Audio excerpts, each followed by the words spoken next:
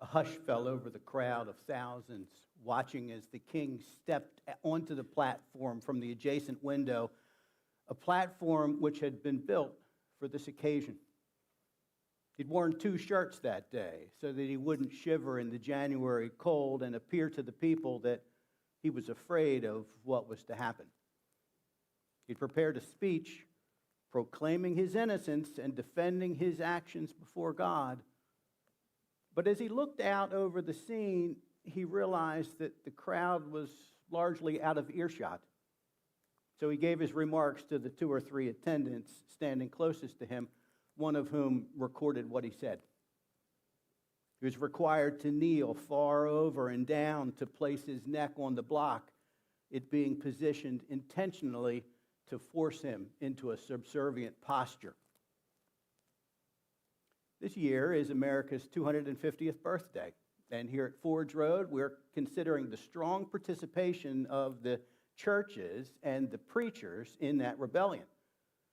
This morning, I'd like us to look at 1776 and the events surrounding it in the context of the Civil War, which was a war having at its center the Christian faith.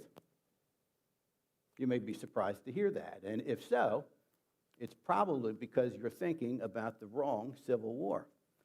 I refer to the English Civil War, fought between the king and Parliament between 1642 and 1651.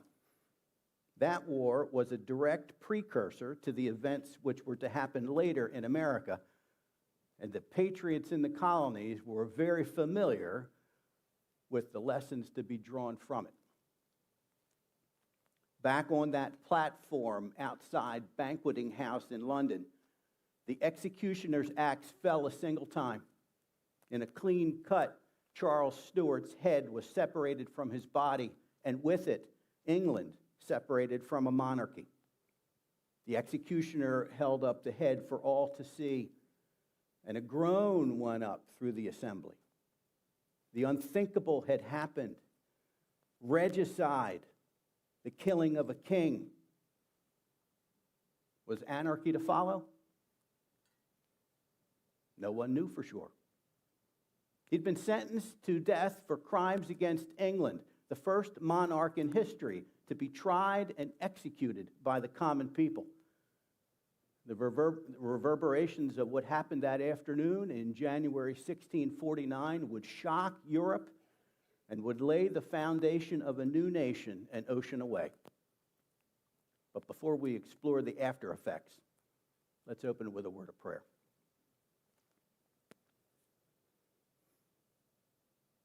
Father, we come before you to worship you and your Son, to revel in your works, to rejoice in the victory you have won over your enemies. May we appreciate what you have done. And may that appreciation deepen our love for you. Help us to recognize the vastness of your dominion and the depth of your love for us. We ask it all in the name of Christ our Savior. Amen. Now, it's not our place to gather here on Sunday mornings and study history for history's sake, nor for celebrating national holidays, as laudable as that otherwise may be.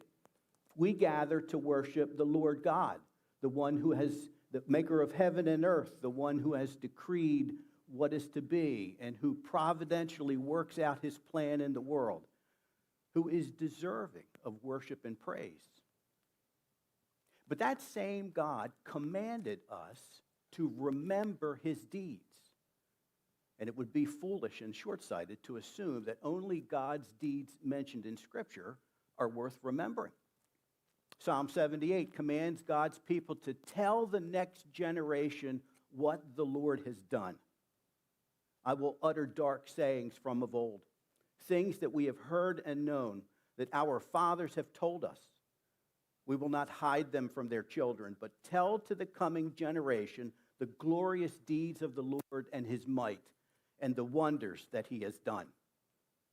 This includes how God has worked in history to preserve the liberty for the gospel, His deeds continue today and are cause for rejoicing today. So as we recall events from long ago, may our focus be on God at work. Let's start by looking back at that Civil War. James I, the King James Version of the Bible, that James I was Charles's father. He had argued from Scripture that kings had a divine right to rule and were accountable only to God. And the Bible lends some support to that position. Look at this from Ecclesiastes. Keep the king's command because of God's oath to him. Be not hasty to go from his presence. Do not take your stand in an evil cause, for he does whatever he pleases. For the word of the king is supreme. And who may say to him, what are you doing? And this is Paul from Romans.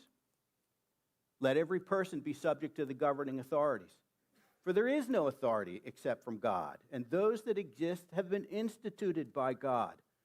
Therefore, whoever resists the authorities resists what God has appointed, and those who resist will incur judgment. For rulers are not a terror to good conduct, but to bad. Would you have no fear of the one who is in authority? Then do what is good, and you will receive his approval, for he is God's servant for your good. These passages reinforce the notion that God ordains rulers to rule and the rest of us to obey. James I argued that resistance to him was resistance to God. No person had the right to resist him, at least in England. And he pointed to Scripture as authority. But God's word nowhere gives earthly rulers unlimited dominion. Look at this chapter from Deuteronomy, speaking to the earthly kings of Israel. And when he sits on the throne of his kingdom, he shall write for himself in a book a copy of this law, approved by the Levitical priests. And it shall be with him, and he shall read it in all the days of his life, that he may learn to fear the Lord his God by keeping all the words of this law and these statutes and doing them, that his heart may not be lifted up above his brothers, and that he may not turn aside from the commandment, either to the right hand or to the left, so that he may continue long in his kingdom, he and his children in Israel. The prophets regularly rebuked the Israelite kings. This is from 1 Kings, where Elijah pronounced doom on King Ahab. Ahab said to Elijah, have you found me, O my enemy? He answered, I have found you, because you have sold yourself to do what is evil in the sight of the Lord. Behold, I will bring disaster upon you. I will utterly burn you up and will cut off from Ahab every male, bond or free, in Israel, for the anger to which you have provoked me, and because you have made Israel to sin. Kings were certainly subject to God's law, which was and is preeminent. Beginning in 1517, the Protestant Reformation swept across Europe, upending the established corrupt church and transforming society in the process. But it's worthy of note that in Britain, it seemed to influence the common people more than its rulers. Scotland particularly embraced the teachings of John Calvin, and there was revival in that land. The kings, on the other hand, viewed the upheaval politically, not theologically. The Church of England only broke with Rome when the Pope wouldn't annul Henry VIII's marriage. Prior to that, Henry had even written a strongly worded pamphlet rebuking Martin Luther's 95 Theses, for which the Pope had pronounced him defender of the faith. The king and his successors weren't impressed with the doctrines that had galvanized Luther and Calvin. And officially, the Church of England was slow to break with most of Rome's teachings. In fact, there's ample evidence that even after the separation, later English kings quietly entertained reconciliation with Rome. That raised the suspicions of the people, especially the Puritans, who worked to reform the Church of England from within, trying to purge from it all Roman Catholic influences and transform it into a Presbyterian form of government, which only means led by elders. Then there were others called independents who wanted nothing whatever to do with the old Church of England, pushing instead for a congregationalist or democratic form of church government. And God was at work. When James I and later his son Charles I insisted on the divine right of kings, the Puritans, who were well represented in Parliament, pushed back. They saw not divine right, but idolatry instead. And the situation was made all the worse when the kings dissolved Parliament and ruled alone. Parliament generally acted as a check on the king's otherwise unlimited power, but Charles frequently dissolved it. Once, he left it out of session for 11 years, during which time he could do whatever he wished. And in the meantime, the king, as all kings before him, dictated what was to be the religion of the land. Power corrupts, and absolute power corrupts absolutely, as the maxim said. That is true today. That was true with Charles. That has always been true. Look at the warning Samuel gave to Israel. These will be the ways of the king who will reign over you. He will take your sons and appoint them to his chariots and to be his horsemen and to run before his chariots.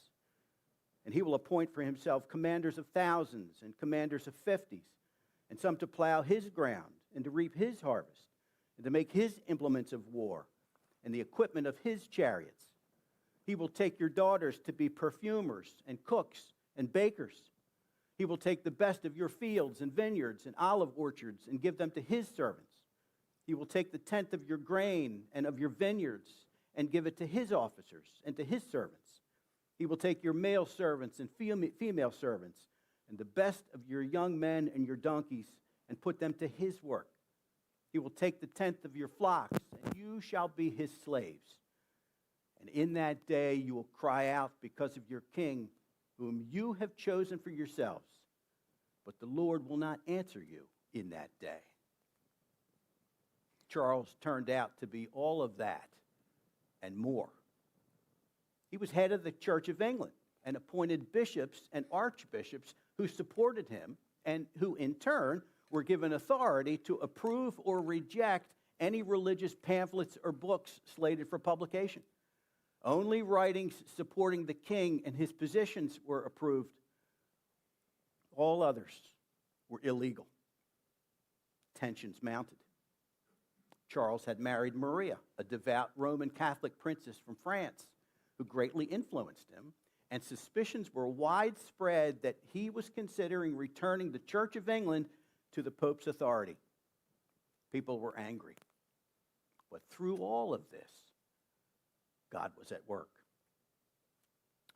By the way, it was this same Charles who granted a provincial charter in America to a Roman Catholic by the name of George Calvert, Calvert intending the place to be a haven for Roman Catholics who, despite the king's leanings, were very unpopular in England at the time.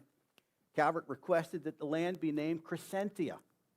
The king, instead, decided to honor his Roman Catholic wife and named the place Maryland. Thus, the land that would become our state was born. Back in England, matters boiled over when Charles and his appointees in the hierarchy of the Church of England required that the Anglican Book of Common Prayer be used exclusively in all homes and churches in England with criminal penalties for violations. That triggered a Scottish army to march south toward England against the king, and his grip on power started to unravel. Parliament refused to raise money for a defending army, many members thinking that the Scots' threat was a good thing. It would keep the king in check. Oliver Cromwell, one of the leaders of the opposition, said he'd rather fight on the side of the Scots than defend the king. God was at work. At some point, resistance to tyranny becomes Christian duty. Woe to those who decree iniquitous decrees, and the writers who keep writing oppression, to turn aside the needy from justice, and to rob the poor of my people of their right. Civil war was at hand, and it was primarily over the mode of Christian worship, the hierarchy of the church, and the authority of the king. In fact, many Puritans who had already emigrated to America returned to England to fight alongside their spiritual brothers. Everyone claimed to be on God's side and looked to the Bible to support their position. The Puritans argued that society itself was a covenant under God, similar to Israel's covenantal life. Rulers were accountable to God, and their rule was conditional upon obedience to God. Thus, resistance to a tyrannical ruler was not rebellion, it was faithfulness.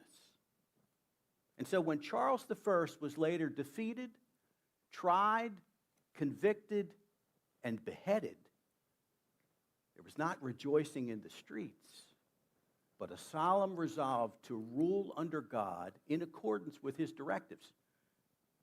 God was at work.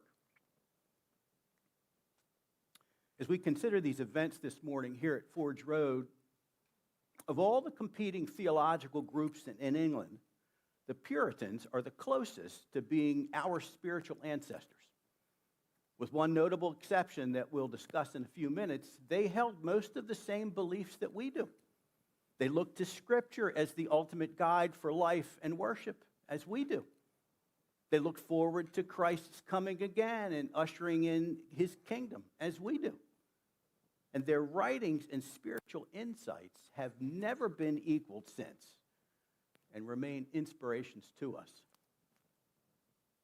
In an effort to reform the Church of England from within, Parliament in 1647, which was right smack in the middle of the English Civil War, had summoned together what would come to be known as the Westminster Divines, a group of theologians and other prominent Britons, to summarize the Christian faith into a concise document, to dispel any confusion as to what the church believes and its role in the world and in eternity.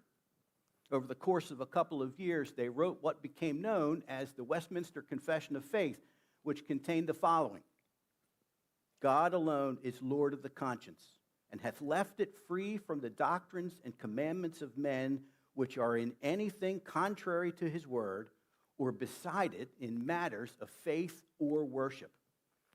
This was in direct response to the controversy then raging between Parliament and the king's forces. They pointed to what James the Apostle wrote in his chapter 4 of his epistle.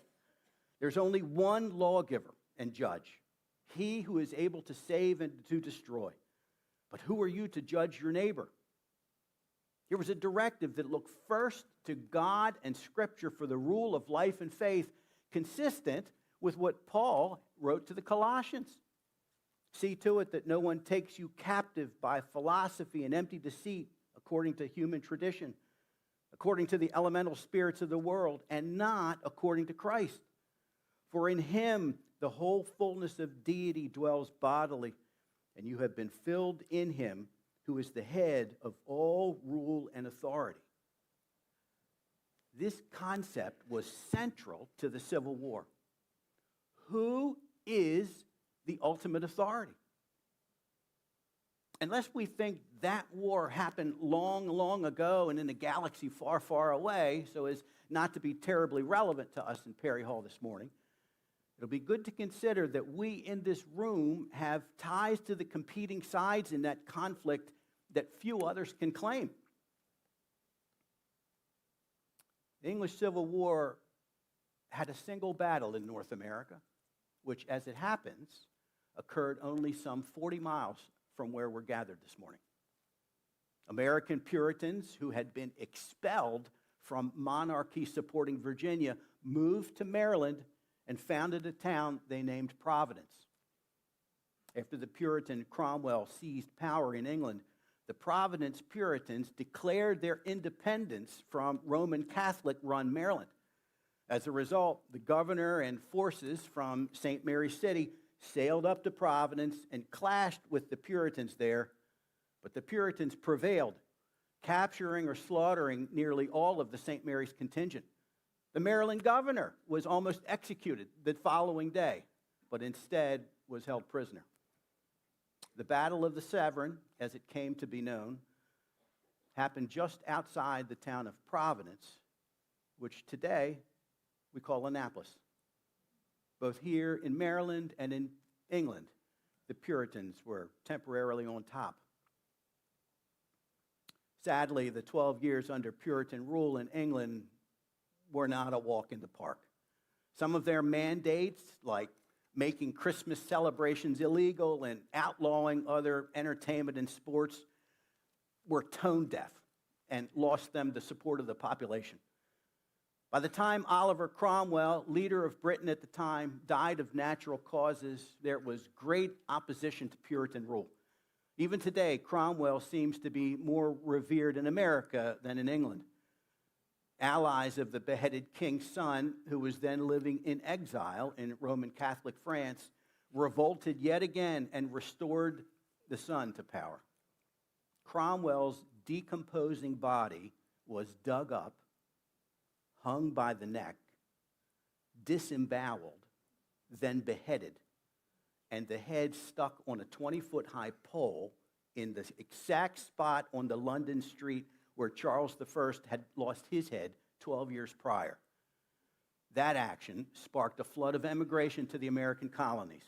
All of a sudden, the Puritans were the hunted ones and were not welcome in England. Many of them came to America, New England particularly. Cromwell's head stayed on that pole for 25 years until a storm blew it down. A solemn reminder of the penalty for rebellion against the king. But God was still at work. Many English Puritans and other religious refugees fled to America in the decades following the English Civil War, and they brought their theology with them.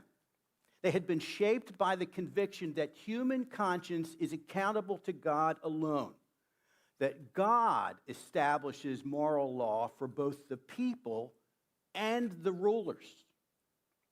Tyranny was covenant breaking, not legitimate rule. This from Proverbs. It is an abomination to kings to do evil, for the throne is established by righteousness. The immigrants from England were in search of abundant land, to be sure, but they were primarily motivated by their theology and mistrust of centralized government. More than anything else, they knew that God judges nations and his sovereign will stretches over all the earth. He is always at work. But the Lord sits enthroned forever. He has established his throne for justice, and he judges the world with righteousness. He judges the peoples with uprightness. Do you see that distinction there? He judges the peoples with uprightness. Not only are individuals held to account, peoples, nations are held to account. The violations of God's law will bring judgment on the offenders individually and corporately. Christians must assess whether it is right to live under the wrong rule. We're not excused from that obligation merely because our government is ungodly. Religion played a far more dominant role in 17th and 18th century American life than it does today. By the time of the Revolution, colonial Americans were among the most sermon-exposed people in history. In fact, it's easy to see that Sunday morning sermons were more influential than newspapers. As relations deteriorated between America and England in the mid-1700s, preachers here drew parallels between the Americans and the 12 tribes of Israel as they were forced to wander through the wilderness. They said Americans' tribulations were God's way of testing us and were a refining fire, all for our good. And those sermons and preachers galvanized the population into rebellion. Horace Walpole, a prominent member of Parliament and son of the British Prime Minister, quipped, Cousin America has run off with a Presbyterian parson, and that's the end of it. He referred to John Witherspoon, a clergyman who signed the Declaration of Independence and who was the first president of what would become Princeton University. In the debate over the Declaration on the question of whether America was ripe for independence, Witherspoon responded, "It is not only ripe for it, it is rotting for the lack of it." If we wonder whether such a preacher had a lasting influence, consider that his students included one U.S. vice president, 12 members of the Continental Congress, 5 framers of the Constitution, 28 senators, 49 United States representatives, and 3 Supreme Court justices. That preacher was in the fight, and he wasn't the only one. When Paul Revere set off on his famous ride, it was to the house of the Reverend Clark in Lexington. Sam Adams and John Hancock were staying with Clark, as they often did, and they inquired whether his people were ready to fight. He replied, "I have trained them for this very hour." Later that night, he was one of the first to arrive at Lexington Green for the impending battle. There were hundreds of preachers across the colonies who had similar participation. God was at work.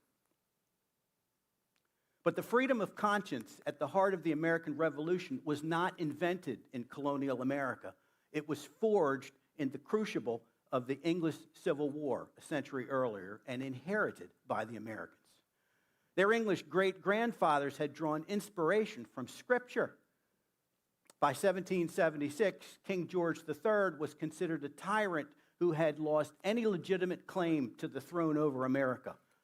Rulers exist to serve justice, and the new Americans clung to the biblical truths they had learned from their fathers. They asked the question, who in fact is sovereign? God or the state? More personally, who is the Lord of the conscience? You shall worship the Lord your God, and him only shall you serve. Christ is the head of all rule and authority, no one else. Is it therefore allowable to abide by secular laws if they conflict with Scripture? Conversely, is it not incumbent for political leaders to enact laws that comport with Scripture? The signers of the Declaration of Independence thought so.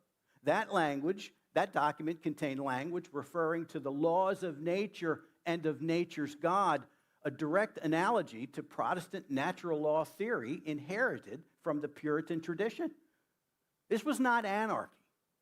It was ordered liberty under God, recalled from the English conflict over 100 years earlier.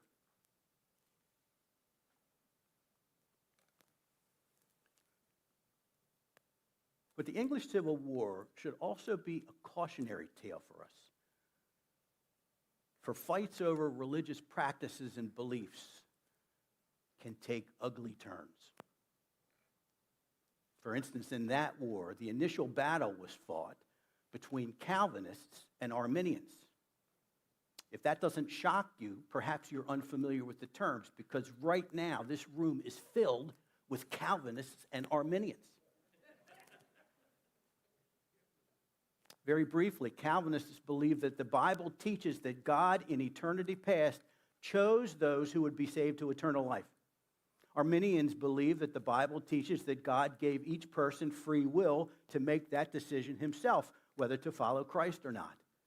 It's not my intention to debate that difference this morning, but I point out the definitions in case some here are unfamiliar with the terms. You likely fall into one camp or the other. I, for instance, am a Calvinist, but each position is represented in this room this morning. And I would be the last person to stand up here and say that doctrine does not matter, because I certainly believe that it does.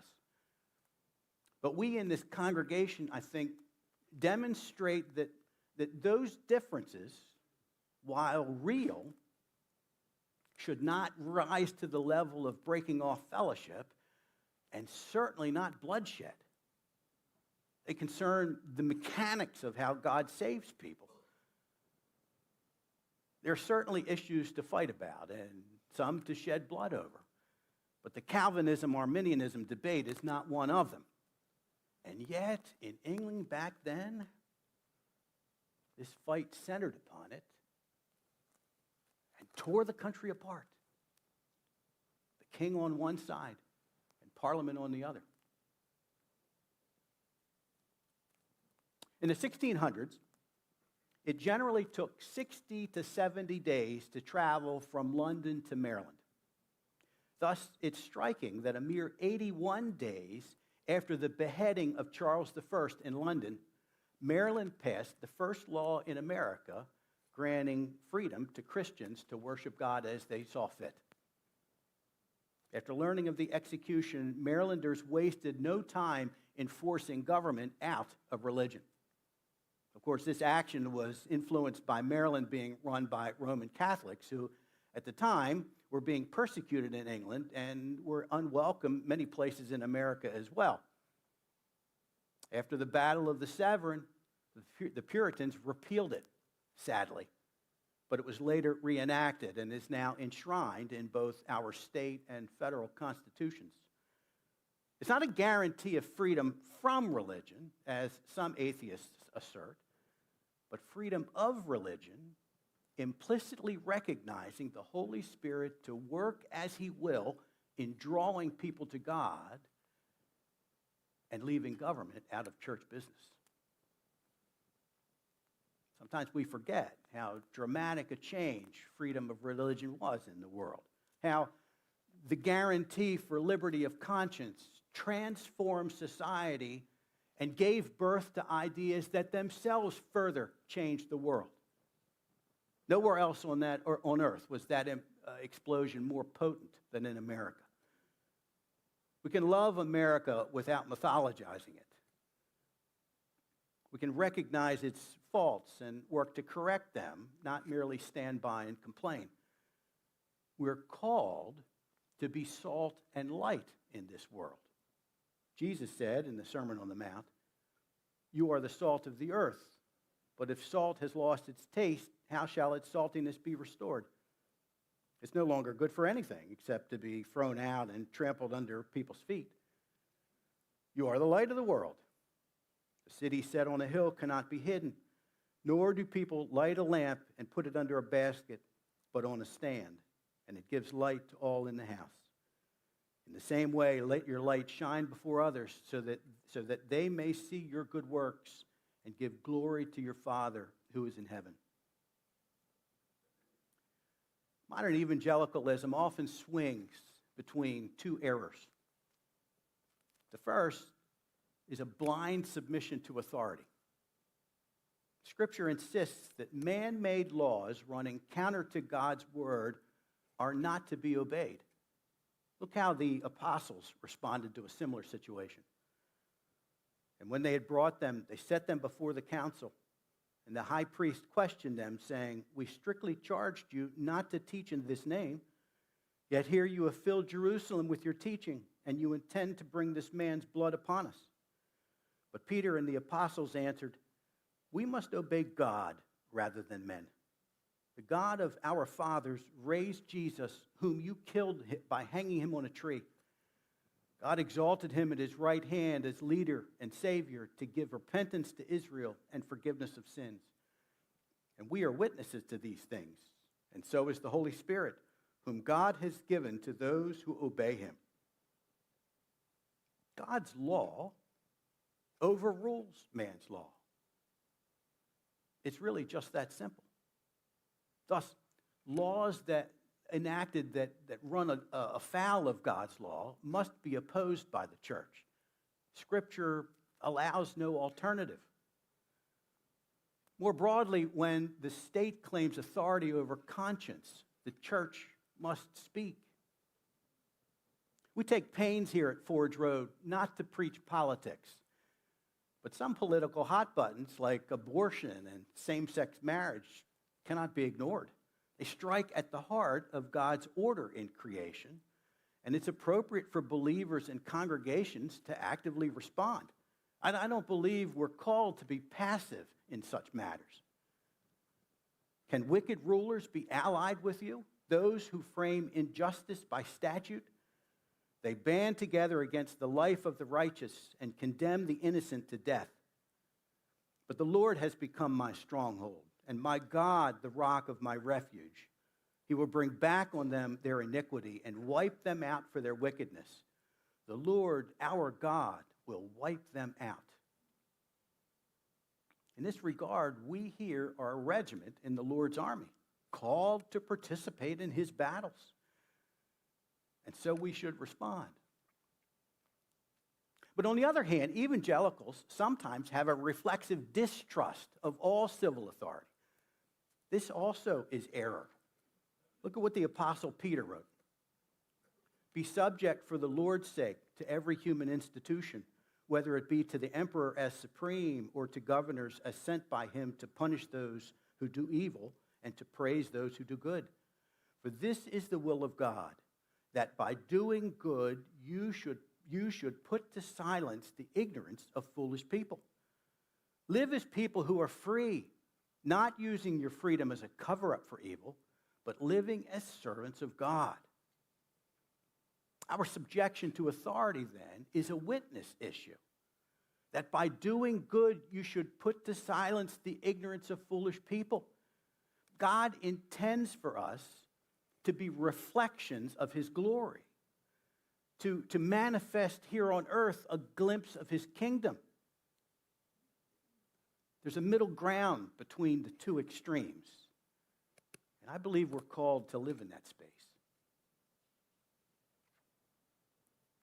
God has been at work throughout history, providentially bringing about his purposes. America is not the promised land.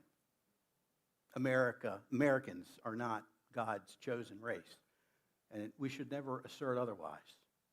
But that does not mean that God does not care about what has happened here, that God does not care about America. One of the greatest failures of modern evangelicalism is historical amnesia. We are stewards of a costly inheritance. Christians, American Christians, should look back with gratitude at what was accomplished during the Revolution on behalf of free peoples everywhere and not forget the lessons learned. For the Puritans and American revolutionary patriots, liberty was not mere self-expression. It was about freedom to obey God. Liberty of conscience is a gospel issue, and our conscience belongs to God. For although there may be so-called gods in heaven and on earth, as indeed there are many gods and many lords, yet for us there is one God, the Father, from whom are all things and for whom we exist, and one Lord, Jesus Christ, through whom are all things and through whom we exist.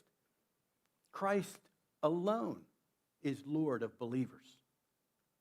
For none of us lives to himself, and none of us dies to himself. For if we live to the Lord, and if we die to the Lord. So then, whether we live or whether we die, we are the Lord's. For to this end Christ died and lived again, that he might be Lord both of the dead and of the living. We therefore have an obligation not to shut ourselves off from society and government, but to participate and shine his light before others and give glory to the Father. Our forefathers believed that and acted on that belief. Their actions help shape where we sit this morning. They help shape what we believe this morning. Indeed, they help shape who we are this morning. May we never forget that. Let's pray.